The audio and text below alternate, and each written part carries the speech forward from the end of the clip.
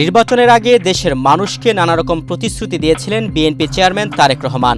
সেগুলো যে শুধু ভোট পাওয়ার জন্য কথার কথা নয়, সরকার গঠনের পর একের পর এক উদ্যোগের মধ্য দিয়ে নতুন প্রধানমন্ত্রী তা প্রমাণ করছেন। দায়িত্ব নেওয়ার পর প্রথম 10 দিনের মধ্যে ফ্যামিলি কার্ড সহ বিভিন্ন প্রতিশ্রুতি বাস্তবায়নে কাজ শুরু করেছে সরকার।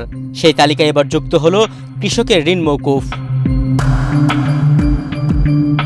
ত্রয়োদশ জাতীয় সংসদ নির্বাচনের আগে বিভাগীয় সভায় বিএনপি চেয়ারম্যান তারেক রহমান ঘোষণা দিয়েছিলেন, ক্ষমতায় গেলে সারা দেশের কৃষকদের 10,000 টাকা পর্যন্ত সুদসহ ঋণ মওকুফ করবেন। বিকাশ পেমেন্টে 10,000 টাকার বেশি অফার, শপিং চলছে তো। নির্বাচনে জিতে সরকার গঠনের 10 দিনের মাথায় প্রায় সারা দেশের 12 লাখ কৃষকের মোট 1,500 কোটি টাকা ঋণ মওকুফের সিদ্ধান্ত নিল তারেক রহমানের সরকার। বৃহস্পতিবার 26 ফেব্রুয়ারি মন্ত্রিসভার আনুষ্ঠানিক প্রথম বৈঠকে 10,000 টাকা পর্যন্ত কৃষি ঋণ ও সুদ মওকুফের সিদ্ধান্ত নিয়েছে সরকার। সচিবালয়ে প্রধানমন্ত্রী তারেক রহমানের সভাপতিত্বে বৈঠকে এই সিদ্ধান্ত হয়। সরকার তার নির্বাচনী ইশতেহার অনুযায়ী শস্য, ফল, মৎস্য ও পশুপালন খাতে 10,000 টাকা পর্যন্ত কৃষি ঋণ সুদসহ মওকুফের সিদ্ধান্ত গ্রহণ করেছে।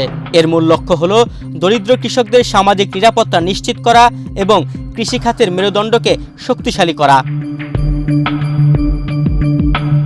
বাংলাদেশ ব্যাংকের তথ্যমতে সরকারি বাণিজ্যিক ও বিশেষায়িত ব্যাংকগুলো এবং বেসরকারি বাণিজ্যিক ব্যাংকগুলোর 25 ফেব্রুয়ারি পর্যন্ত সুদসহ কৃষকের কাছে পাওনা রয়েছে প্রায় 1,550 কোটি টাকা, যা এই মওকুফের আওতাভুক্ত হবে।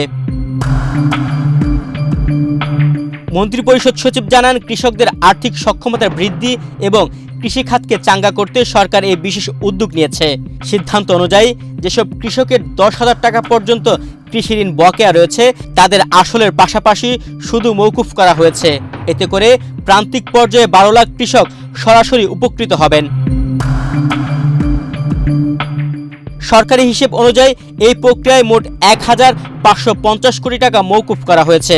মূলত যারা ক্ষুদ্র অঙ্কের ঋণ নিয়ে পরিশোধ করতে পারছিলেন না তাদের কথা বিবেচনা করেই এ ছাড় দেওয়া হয়েছে। তুহিন ভুইয়া, বাংলাদেশ প্রতিদিন।